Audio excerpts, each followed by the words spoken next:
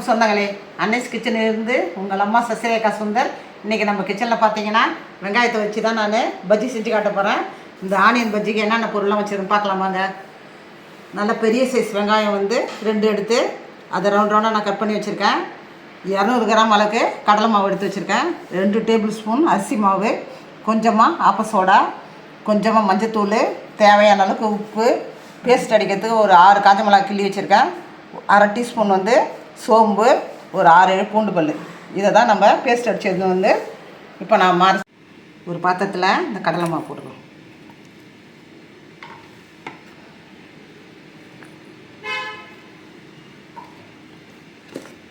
இந்த 2 table spoon அரிசி மாவு எடுத்து வச்சுக்கல, அதையும் ஆட் பண்ணிக்கலாம். இல்லை கொஞ்சமாக மஞ்சத்தூள்,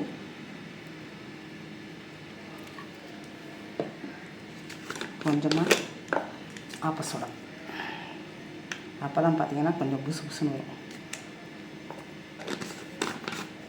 தேவையான அளவுக்கு உப்பு சேர்த்துக்கலாம்.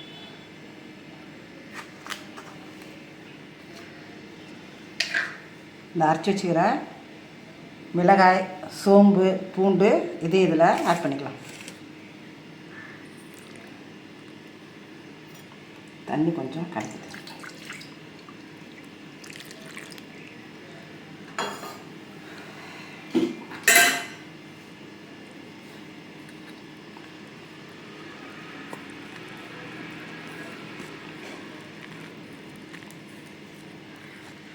இதோட பார்த்தீங்கன்னாக்கா காய்ச்சல் எண்ணெய் ஒரு டேபிள் ஸ்பூன் சேர்த்துக்கணும்.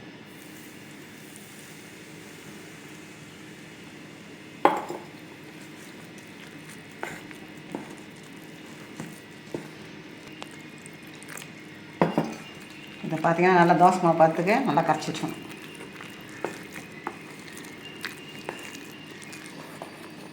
இப்போ பார்த்தீங்கன்னா நல்லா கரைச்சாச்சு. நல்லா தோசை மாவு பார்த்து கரைச்சி வச்சிட்டோம். இப்போ நம்ம ஆனியனை வச்சு பஜ்ஜி போட்டு எடுக்க வேண்டியது. கடலை மாவு பார்த்தீங்கன்னா கேஸ் ஸ்டவ்வில், அதனால் கொஞ்சமாக நம்ம பெருங்காயத்தூள் இதில் ஆட் பண்ணிக்கோம். ஆட் பண்ணி ஒரு கலக்கணும். சரியாக போச்சு. அவ்வளோதான்.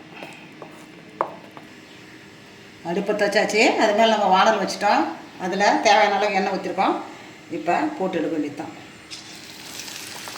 மீடியம் ஃப்ளேமில் வச்சு தான் போடணும். ஹை ஃப்ளேமில் வச்சோன்னா மேலே வந்துடும், உள்ளே வேகாது.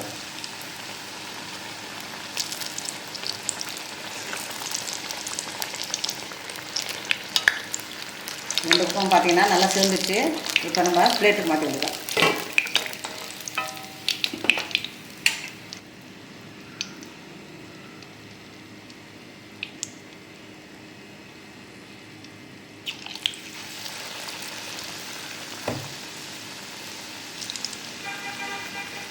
இதேமாதிரி பார்த்தீங்கன்னா கொஞ்சம் கொஞ்சமாக நம்ம போட்டு எடுக்க வேண்டியதான்.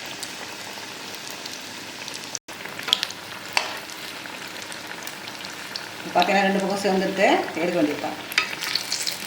நம்ம அன்னைஸ் கிச்சனில் இன்றைக்கி வெங்காயத்தை வச்சு நம்ம சூப்பராக ஒரு பஜ்ஜி செஞ்சுட்டோம்.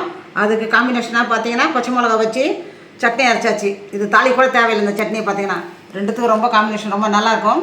இது வந்து ஈவினிங் ஸ்நாக்ஸ் மாதிரி நம்ம செஞ்சு குழந்தைங்களுக்கு கொடுக்கலாம். இதை நீங்கள் செஞ்சு பார்த்து எனக்கு கமெண்ட்ஸில் சொல்லுங்கள். இதே நான் எந்த மெத்தடில் செஞ்சேனோ அதே மெத்தடில் செஞ்சிங்கன்னா சூப்பராக வரும். பார்த்தீங்கன்னா இந்த பஜ்ஜி செஞ்சு பார்த்துட்டு கமெண்ட்ஸில் சொல்லுங்கள். லைக் பண்ணுங்கள், ஷேர் பண்ணுங்கள், கமெண்ட் பண்ணுங்கள். மறக்காமல் என்னுடைய அன்னைஸ் கிச்சனுக்கு சப்ஸ்கிரைப் பண்ணுங்கள். தேங்க்யூ.